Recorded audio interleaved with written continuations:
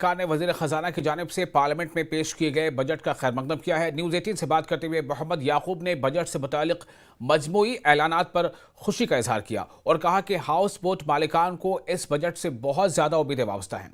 उन्होंने कहा कि हाउस बोट मालिकान का मानना है कि हुकूमत जम्मू कश्मीर की सयाहती सनत के इस अहम शोबे को नज़रअंदाज नहीं करेगी।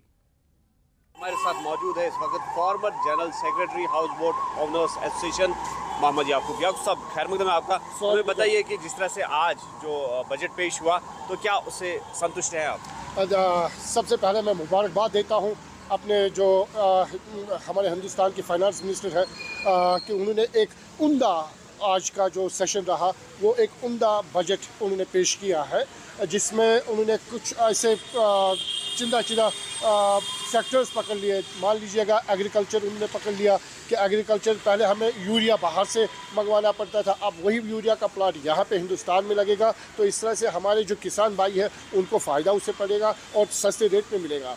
जहाँ तक टूरिज़्म की बात है तो टूरिज़्म का अभी अब आपने भी देखा होगा, हम भी वॉच कर रहे थे कि कुछ टूरिज़्म के बारे में कुछ निकल आएगा, लेकिन अभी तक नहीं आया। हाँ, एक्सपेक्टेशंस जो है नेक्स्ट सेशन का वो हाई है। उम्मीद करते हैं कि इस सेशन में जो नेक्स्ट सेशन होगा टूरिज़्म का, तो उसमें हमारे हाउस बोट की जो मरम्मत के लिए लकड़ी होगी वो भी अप्रूवल हो जाएगी।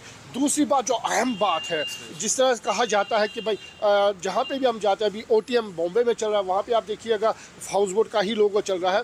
तो ये सरकार का कहना है दोनों का, जो केंद्र में है और जो रियासत में, कि हिंदुस्तान ये जो हाउस बोट है ये हेरिटेज नॉवेल्टी ऑफ कश्मीर है।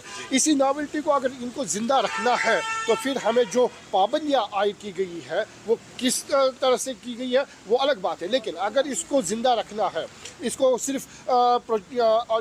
टेक्स्ट में नहीं रखना है, तो हमें सबसे पहले फिलफौरन इस हाउस बोट की मरम्मत